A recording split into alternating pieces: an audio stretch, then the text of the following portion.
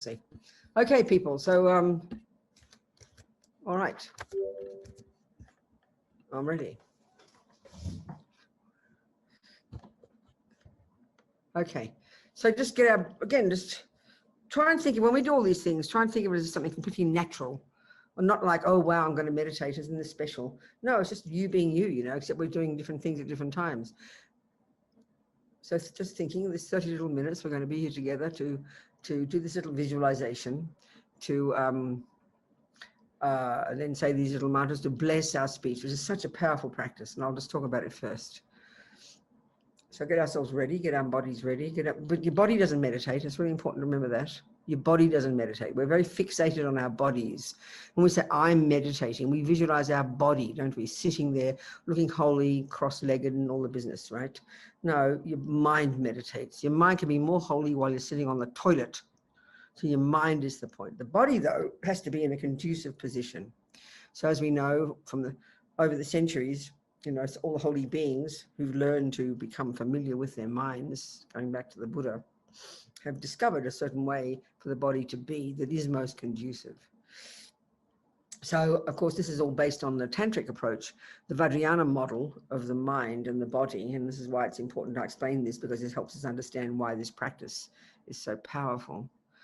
Where, you know, we've got this gross body, one we can see and touch, but we have this subtler physical energy, which is this subtle nervous system, 80, 70 something thousand little channels throughout our entire body. And then coursing through those channels are all these wind energies. This is the way the universe is. According to the Vajrayana, the universe consists of matter, which is made of the 4 elements, earth, air, fire, and water. Now, we know that we used to think this way 1,000 years ago in our culture, the modern culture, but we use other concepts now. But this is still the model they use, you know. I mean, it's another level of reality, obviously. Your local doctor wouldn't talk about your wind energy, but you know your acupuncturist does, the Ayurvedic do, so it's still existing. So you've got these subtle wind energies, which is the source of your health. So then you've got your mind. And this is the point in the Vajrayana model. Your mind, your consciousness, your mental consciousness, all your different millions of thoughts and feelings and emotions, they're going throughout your body, connected to all these winds. It's just the way the universe is. The wind energy of all beings' minds throughout the universe have their own set of the 4 elements. It's just the way the universe is constructed. And so at the grosser level, we've got the sensory consciousness, which is obviously connected to this physical body. That part of your mind that cognizes shape is connected to your eyeball. That part of your mind that cognizes sound is connected to your ear, etc. But here we've got our thoughts and feelings and emotions, whole different range of them, some grosser, some more subtle. They're all flowing through your body, through these channels connected to these winds. So this is to do with your health. So when your winds are out of whack, your poor mind is out of whack, you know. It's just how it is. You go to your Tibetan doctor, she'll feel your pulses and she'll recognize the imbalance of certain wind energies in certain channels, and she'll know that's related to your anger or your attachment. That's why our minds are so out of control, you know. So if we can calm the winds down, which is one of the jobs we're trying to do with meditation, then your mind can calm down. When your mind's berserk, your winds are berserk. When your winds are berserk, your mind is berserk. They're intimately, inextricably connected. It's very fascinating. We should understand it. It helps us understand things. So, okay. So this practice is to bless our speech. So speech is sound, right? And it's connected to the winds. In fact, in Vajrayana, wind is sound. If there's no wind energy, if there's a vacuum, there'd be no sound. So all the sounds that come out of our mouths are the wind energies, configured in a way related to the mind. The mind runs it. You know, I am lovely or I am horrible can't come out of your mouth if your mind doesn't think it. And so your mind thinks it, it connects to the winds, and out comes the mouth. So now we know that speech is kind of powerful. And this is a delicious meditation. We'll do it every Monday. I'm going to be doing this. We're going to do this one, I think. Because we have got body, we have got speech, and we have got mind. So we have to, the first level of practice is we have to learn to discipline the body and the speech. And why that first? because they're the servants, as Lama Zopa says, slaves of our mind. So we're eventually trying to, control the mind, discipline the mind, be in charge of our mind. It starts by it helps enormously by beginning to harness the servants, the body, the actions we do with our body. So if you think about it all day, if you saw a movie of a person on silent, there was no words, and you didn't know anything about what people do, you didn't know how to interpret what they were doing. You'd see a mad person. They'd stand up, they'd sit down, they'd scratch their nose, they'd go here, they'd put things in one hole, this hole here, they'd go to the toilet and put something coming out of another hole. It's just this constant activity of the body, driven by what? Your mind. And it's always attachments. Mostly it's attachment. I want food, so you put something in this hole. I want to go to the toilet. I want to sleep. Our body does what the mind wants, but we're utterly unconscious, So then the speech, which is our humans, look at our convoluted speech. Look at our unbelievably sophisticated sounds that come out of our mouths. And what are they based on? Concepts. All these clever concepts that we've created. So we just follow our feelings. Angry thoughts come, angry words come out the mouth. Angry thoughts come, fist punches somebody. Attachment thoughts come, cake goes in the mouth. Depressed thoughts come, you lie down and can't move. So we've got to start to get discipline. We've start to get control over this. This is the basis of the person that we are. We've got to learn to control it. This is what Buddha's expertise is. It's so marvelous, actually, if we understand the logic of it. Just get the body then first conducive. Body upright. Just be as normal as you can. Have your body upright. If you're sitting in a chair, don't slump into the chair. Hold your body upright. You're sitting in a cushion, you can't slump because you'll fall over. So hold your body upright. Hands relaxed in your lap in the meditation mudra or as you wish. Abdomen relaxed, muscles relaxed, but body upright.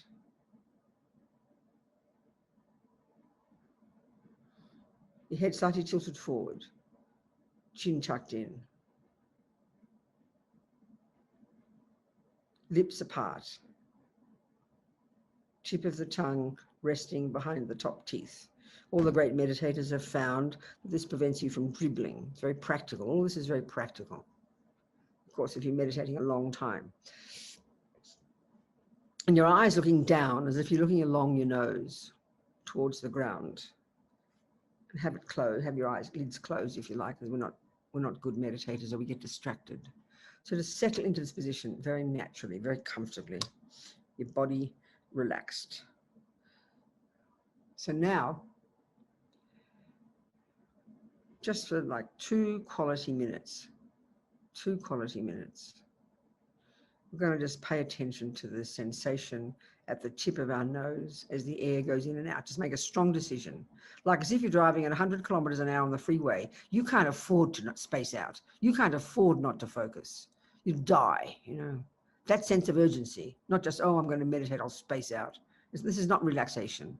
This is a very conscious activity that we're doing. Not trying to space out. So for 2 quality minutes, you're going to pay strong attention. Part of your mind called attention will focus on that sensation. And for 2 quality minutes, just watch the breath. Pay attention to that sensation. That's it. And the reason is to focus, to steady your mind, to sort of steady the mind, which is connected to its wings. Pay attention to the breath.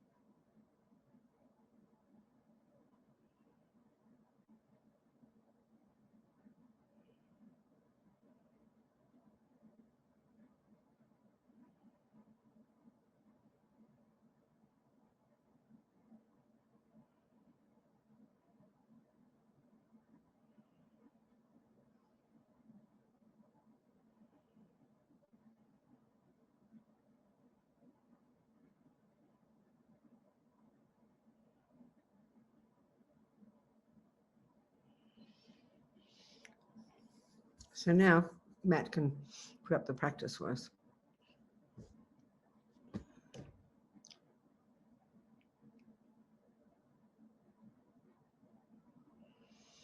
So we just do this little, there's 2 lines, just above. We'll do the little refuge prayer first, Matt, just above. Should have done that first, I forgot. It's in, no, Matt, it's not, it's the one in the practice. It's just the previous page. There it is, this little prayer, okay, this cute little refuge prayer. So we just think, just remind ourselves, this is our little motivation for the session. I take refuge. It means we will rely upon. I take refuge in the 3 jewels. May I become a Buddha to benefit all. I take refuge in the 3 jewels. May I become a Buddha to benefit all. Konchog sumla kyabsu chi drola penchir sange shog. So now we can go to the mantras, mate.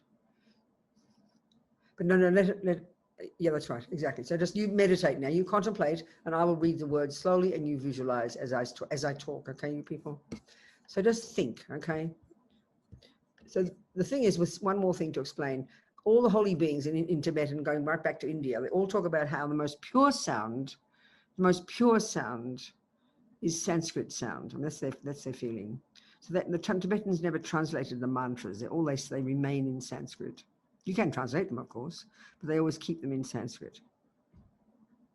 So by saying these sounds, I mean, the thing is, because of this relationship between the body and the mind and all these channels, all these wind energies coursing through these channels in our body and all our different states of mind connected to those winds. As I said, like, for example, Lama Zopa says, for example, when the mind is angry, let's say, of course, that creates the cause for the mind to continue to be angry. You program your mind with anger, but it pollutes the wind energies connected to your anger.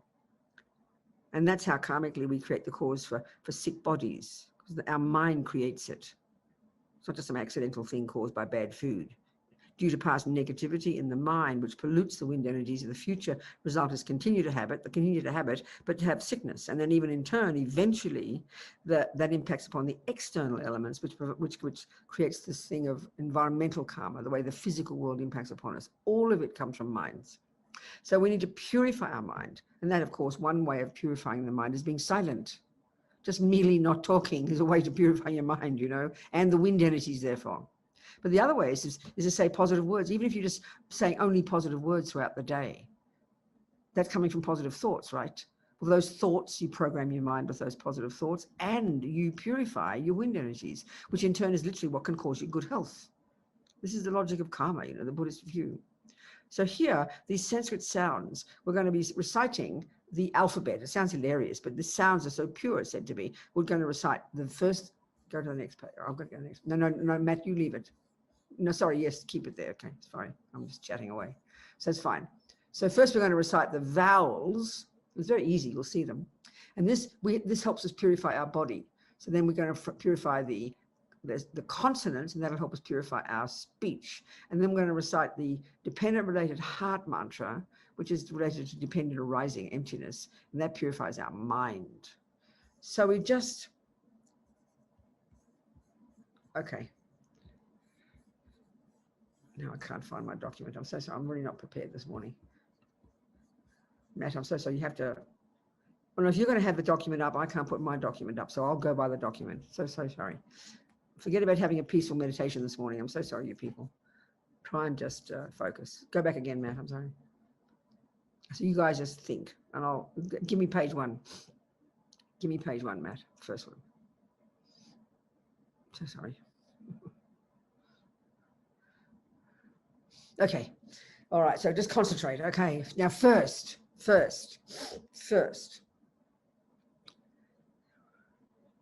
Think of the Buddha above your head. Okay. If you've taken an empowerment, you think of yourself as the Buddha. Otherwise, you think of the Buddha sitting above your head. Just visualize, just right there, Buddha above your head. So now, imagine on your tongue the syllable ah. Of course, if you know Sanskrit or Tibetan, you see it, but otherwise, you see the Roman letters, AH. The syllable ah on your tongue. Just imagine.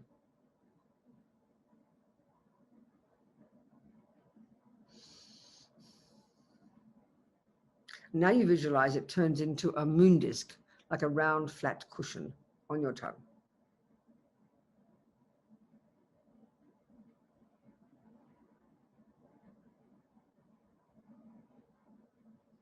So now on top of that, you imagine a white Om, O-M, standing upright on the moon disc.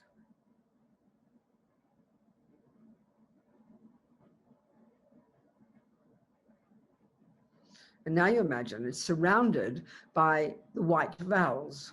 Of course, we don't know them, so just pretend. All these white Sanskrit vowels going clockwise around the Om.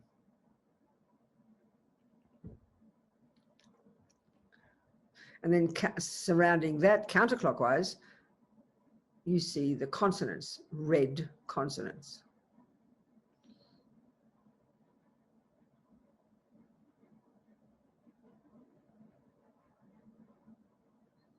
And surrounding them, clockwise, you see the blue dependent related heart mantra, as Rinpoche calls it. Or if we know it as the mantra of dependent arising, going clockwise. All this is on your tongue.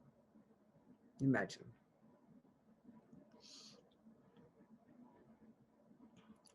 So now imagine light beams radiate out from all these syllables in all the mantras. It goes out to all the 10 directions of the universe. Can you imagine? And it hooks, can you imagine? It hooks the blessings and all the power and the blessings of all the powerful speech of all the holy beings, people who've got realizations, anybody who even practices virtue, all the power of all the Buddhas and the Bodhisattvas and the great yogis of all over the universe. It hooks this energy of this blessed, powerful energy of their speech. In the form, imagine it coming, and it all comes back. This energy comes back and enters into all these syllables on your tongue and blesses them and makes them even more radiant and more marvelous. And they're kind of like made of nectar. They're almost like ready to melt, to drip this delicious nectar, white, red, and blue. So these syllables on your tongue and these mantras are full of the blessings of all the holy beings in the universe, of the blessings of their speech, of the power of their speech. As Rinpoche says, this is the power of speech is the most important offering to sentient beings. This is what we need mostly from the Buddha as Buddhists. We want his speech. You can look at Buddha making you very happy for 27 years, but until he opens his mouth, until the Buddha opens her mouth, all the Buddhas, and he says words that you understand, which you then use as your advice to turn you into your Buddha, then what's the good? We need speech. Speech is huge. Look at the harm that speech does on this planet. We don't even think about this in our world. We don't think it matters. The unbelievable suffering that speech causes. Look at your relationships. You can't take the words back once they're said, The harm we do with speech, we humans, is unbelievable. But look at the good we can do with speech. And here we're trying to purify our speech and make it powerful, which means we want people to believe our words. If you just function in your life, if no one believes you, no one pays attention, no one likes your voice, you can't achieve anything. You can't even get your pint of milk in the shop. No one will pay attention to you. We need speech. So by using silence and by doing this kind of meditations, and by saying positive, accurate words, by not lying, not bad-mouthing, not, gossiping, these types of things. This is how you purify your speech, which then in turn purifies your mind. How marvelous.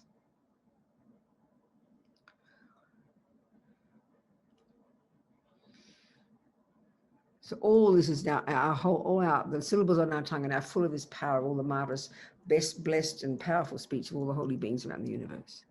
So now you can open your eyes and we're going to recite the vowels. You'll see it right there, very short. So as you recite these vowels, you visualize white nectar flowing down from these mantras that fills your entire body. Imagine this, completely purifying all the karmic imprints in your mind left there from all the actions you've ever done since beginningless time by harming others with your body. Imagine all of that is purified as your body is filled with this blissful white nectar, as we say the mantra 3 times. Om, I, U, Ri, Li, O, Ang, Svaha. Om, I, U, Ri, Li, O, Ang, Svaha.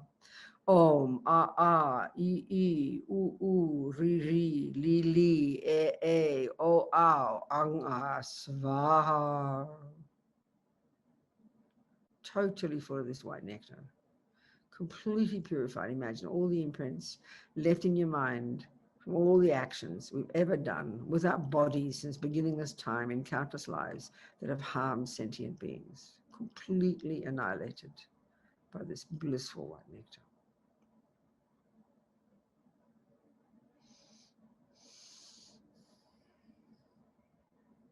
So now, as we recite the consonants, we visualize red nectar flowing down from the tongue, from the consonants, filling our entire body.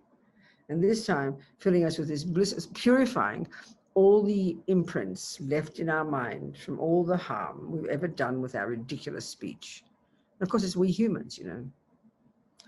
Clever speech that harms others, that was lying, that deceptive. Even if we're not true, even if we're not meaning to lie, we speculate 90% of the time. We all want to act like we're right. I read this and I saw that and I heard this. We're just vomiting out all these opinions, and most of the time we don't even know if they're true words. I mean, we completely confuse ourselves and sentient beings. Then the harsh speech, abusing people, and then all the speech behind backs, endless conversations criticizing politicians, criticizing your friend, your mother, your sister. We don't think it matters. Completely polluting your own mind, completely polluting your own speech, and harming others. All of this nonsense, and all this rabbiting on about nothing, just endless blah coming out of our mouths. All of this completely purified, not just now, but since beginningless time, and full of this blissful red nectar, purifying all this nonsense. As we recite, Om ka ga nga, cha ja nya, ta da na, ta da na. They're meant to be slightly different with dots underneath, and I can't tell the difference. I have to learn it. There's 2 lots. They're slightly different. Pa ba ma, ya ra lava, sha sa haksa, svaha. Om ka ga nga, cha ja nya, ta da na, ta da na, pa ba ma, ya ra lava, sha sa haksa, svaha. Om ka ga nga, cha ja nya, ta da na, ta da na, pa ba ma, ya ra lava, sha sa haksa, svaha. Totally full of this blissful red nectar, purifying all your nonsense of your speech.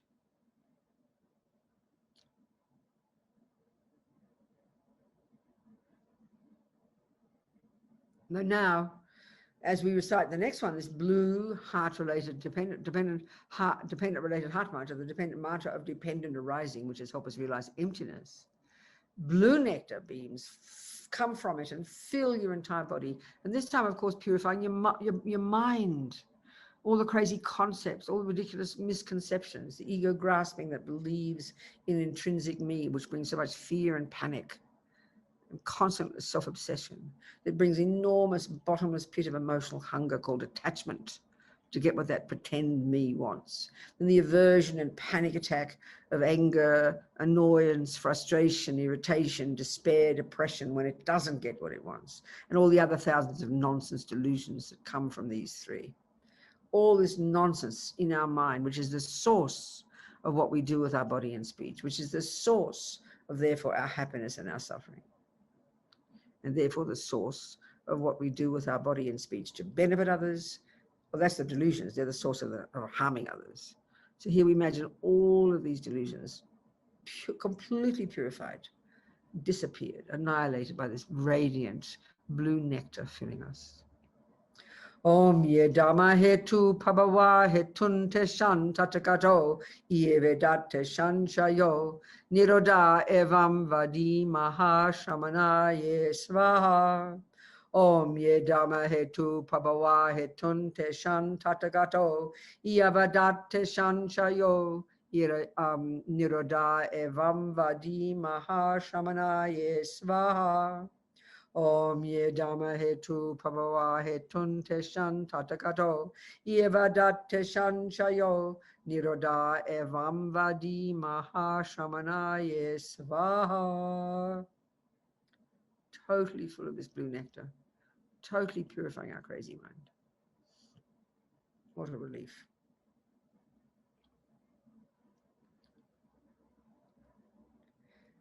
So now we visualize the dependent related heart mantra dissolves, or the blue mantras dissolve into the red consonants on our tongue.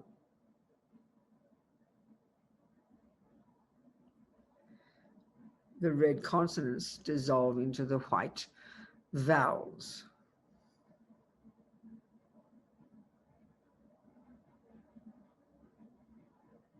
The white vowels dissolve into the Om.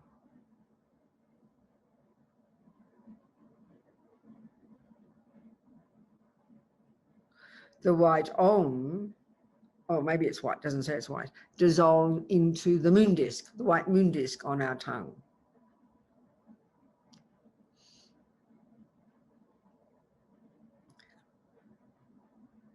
And the moon disk now turns into an R, standing upright. And that now, the R transforms into pink-colored nectar and dissolves into your tongue.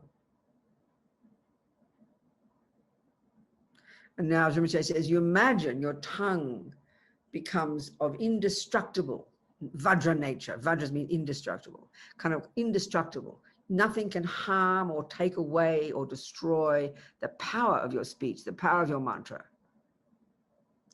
And then you imagine, have very strong confidence that all the power and blessings of the speech of the Buddhas, the Bodhisattvas, the sages, the yogis have entered your speech, and that you have perfected your speech. Think, I have perfected my speech. So you think that the second any sentient being hears anything you say, the sound, your laugh, good morning, whatever it is, they will be benefited. Can you imagine this? It purifies their emotional and disturbing misery, you know. I mean, we know that, we can see that. One person, like your child, comes to you and cries, and you just say, sweetheart, it's okay. She will believe you. Someone comes to you full of despair, and you just love them and are kind and say sweet words. It's instant medicine. It doesn't take much to benefit people. We don't have to always answer their questions and solve their problems like a vampire. Just use sweet words. Just say kind words. It's a miracle. We know this. So, of course, not to mention words that are true, that is actual advice that benefits people. That's unbelievable. So think your speech has been perfected, that whatever you say, whatever sound you utter will benefit the mosquitoes, the dogs, the ants, the rats, the humans, whoever hears you, the birds. Can you imagine? This is so special. Imagine this. So now by thinking this way, the power of your speech becomes marvelous. And also all the mantras you say, which purifies your speech. And this is a marvelous way throughout the day, you know. First of all, the methods to keep your speech useful is shut your mouth, zip the lip, just don't say it, be quiet. This is already incredible practice. Then if you're going to speak, say something that's, if a person is there, the speech has to be useful to them. You know, so powerful. But also saying mantra throughout the day. You're doing the dishes, you're on the driving the car, you're chatting away in your head. Just say mantra, just Om Mani Padme Hum, Om Tare Tare Jore Soha. These sounds related to these different Buddhas. That'll calm your mind, purify your speech, and just on top of the rubbish, you know. It's so beneficial, so simple. And now we finished with the dedication. What time is it? That's Matt. What time is it? I don't know the time. What is the time? It's 7:32.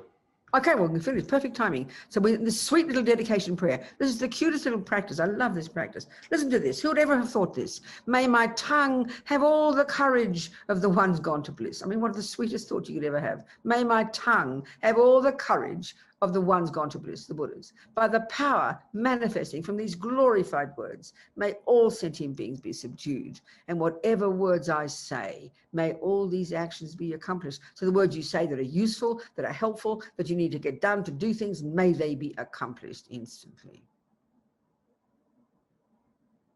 That's enough. Good enough, people. We'll do this every week this month. I'm doing Mondays, I think. All right, you precious ones. And so watch your speech like a hawk today. Shut the mouth. There's two things to think of. If you think of the two wings of the bird, it encompasses all practices. You think this is so simple, it's embarrassing. The only reason to speak from the wisdom wing point of view, which is for your benefit, is that whoever's in front of you, the only reason for you to speak is that you want to sort out what's happening in your own mind. So obviously that person has to be useful to you. That's one reason to speak, to help your own self sort out what you're thinking. Even if it's, how do you make tea? And so the person will, you say, well, I think I should do this. That's for your sake. Then the other reason to speak, guess what? It's for the sake of others. There's only two reasons, but we speak 99% of the time just for our own sake, vomiting out our own feelings, because we don't know how to work with our own stuff. We can't hold our own emotions. So much of what we say is nonsense. The craving to be heard or seen or feeling we need to be knowing something. So the only reason to speak from the wisdom winner point of view is to help sort out what you're thinking and feeling. And the other reason is to be of use to whoever's there. The rest of the time, shut up. Get my point. Okay, people? Much love. Goodbye. Thank you so much. Thank you, dear Matt.